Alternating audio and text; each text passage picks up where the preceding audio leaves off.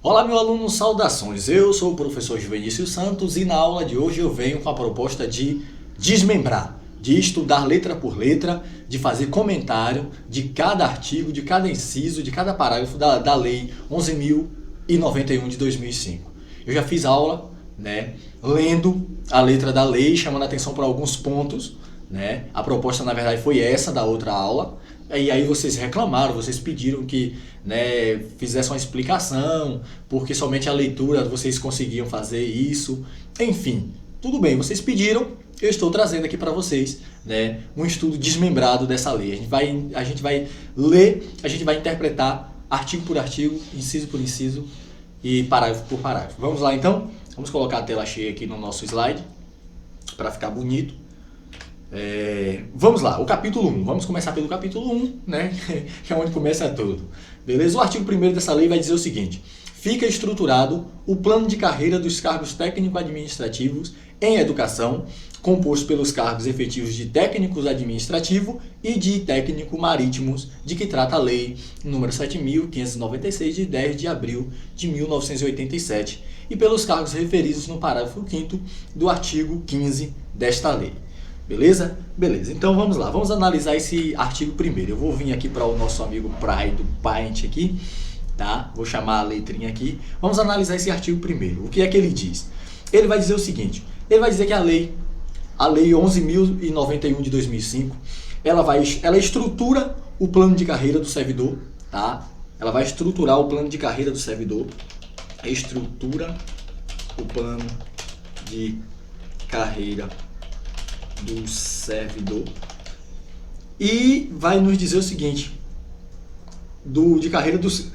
estrutura o plano de carreira do servidor dos cargos técnico-administrativos em educação, tá? Então ele vai delimitar qual é a área de atuação dessa lei. Então estrutura o plano de carreira do servidor dos cargos, no caso dos cargos técnico eu vou abreviar o nome administrativo em educação.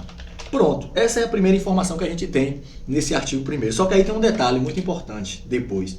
Ele vai dizer que esse cargo técnico administrativo, ele vai se dividir, subdividir em cargos efetivos de técnico administrativo e de técnico marítimo. Então vai ter aqui o técnico, dentro do cargo técnico administrativo em educação, vai ter o técnico administrativo, abreviado aqui, e vai ter também o cargo de técnico marítimo, tá? E isso aí, esse marítimo tem acento aqui no marítimo, tá? E essa já é uma informação que parece ser estranha, né? É uma informação estranhíssima ao que a gente vai estudar, porque assim,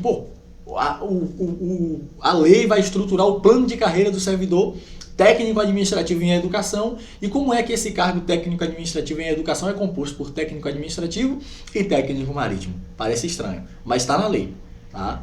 Você pode olhar aí de novo, se quiser retornar no artigo 1º, retorne que você vai ver, Vai ter lá os cargos técnico administrativo em educação, que vai ser composto, na verdade, pelos cargos efetivos de técnico administrativo e técnico marítimo. Beleza? Beleza. Ficou claro? Vai dizer que foi sua leitura? Acho que não. Bora aqui para o próximo slide. Shift F5 para executar do que está. Cadê? Pronto. Aí a gente vai agora para o parágrafo 1º dessa lei. Ele vai dizer o seguinte: os cargos a que se refere o caput deste artigo, vagos e ocupados, integram, tá, o quadro de pessoal das instituições federais de ensino. Pronto. Então nesse slide 2 aí, a gente vai voltar de novo para o nosso quadro virtual aqui. Tá? Ele vai dizer o seguinte: que os cargos, sejam eles vagos ou ocupados, tá bom? Os cargos vagos ou ocupados referidos, tá, no artigo 1º, que diz que é o técnico administrativo em educação, que se subdivide em cargos efetivos de técnico marítimo e técnico administrativo, tá? Esses cargos aí, ocupados e vagos, referidos nesse artigo, integram o quadro das instituições federais de ensino, integram o quadro de pessoal das instituições federais de ensino, tá? Então não vai ser somente os cargos ocupados, tá? Não vai ser somente os cargos ocupados, mas vai ser os cargos ocupados e vai ser também os cargos vagos. Esses cargos ocupados e esses cargos vagos, eu vou botar uma setinha aqui bonitinha, cadê minha setinha aqui? Aqui uma seta. Aqui. Esses cargos ocupados e vagos, olha o negócio, eles vão integrar, né? Eles vão integrar o quadro, tá? O quadro de pessoal eu vou botar abreviado aqui das instituições, vou botar instituições federais de ensino, IF, tá? Das instituições federais de ensino. Então, uma outra informação boa aqui pra gente, que a lei pode dizer que os quadros de cargos ocupados é que integram, né, o quadro de pessoal das instituições federais de ensino, quando na verdade os quadros ocupados e os cargos ocupados e os cargos vagos, tá? Não é somente os que estão ocupados, que tem pessoas lá, né, ocupando, exercendo uma certa atividade, não. Além desse, tem o outro também, os cargos vagos, tá bom? Tá bom. Vamos para o próximo slide. Vamos voltar para o slide aqui. O que é que diz o slide? Próximo vai dizer o seguinte: o regime jurídico dos cargos do plano de carreira é o instituído pela Lei 8.112, de 11 de dezembro de 1990, observadas as disposições desta lei. Então, o que é que esse parágrafo 2º vai dizer? Ele vai afirmar, na verdade, né, que o regime jurídico dos servidores que estão regidos por essa lei 11.091, tá? O regime jurídico deles é o plano de carreira instituído pela lei 8.112. Para você que está estudando para essa lei aqui 11.091 de 2005, com certeza você vai fazer um concurso federal. Beleza, e se você vai fazer um concurso federal, né, para uma instituição, uma autarquia, possivelmente para uma autarquia, você vai ser regido pelo Estatuto dos Servidores Públicos Civis da União.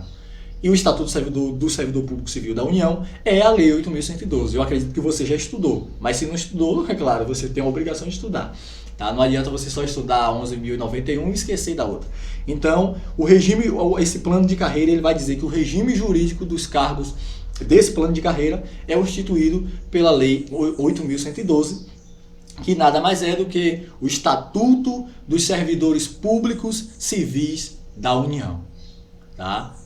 Da União, das autarquias, né? Se não me engano, não sei se da Fundação Pública também, mas enfim, isso aí é a Lei 8.112. Tá? É o Estatuto dos Servidores Públicos Civis da União, das autarquias, que no caso aqui eu acho que os institutos federais de educação, todos são autarquias, a maioria são autarquias. Tá?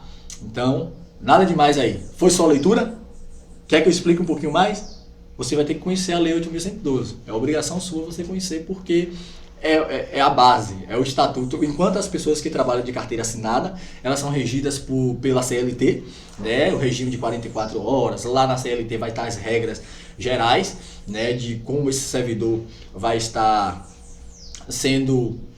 Ele vai estar, o vínculo dele entre servidor, entre funcionário, na verdade, e patrão. A Lei 8.112 é tipo isso daí, só que com características específicas. Tá? É o estatuto que vai dizer a carga horária máxima do servidor, vai falar dos direitos e vantagens, vai falar de todas as coisas que dizem respeito ao servidor e à instituição que ele está vinculado. Tá? Portanto, estatutário e não seletista. Essa é uma das grandes diferenças que há entre o Estatuto do Servidor e a CLT. Tá? Beleza? Tranquilo? Pode passar? Tá ok.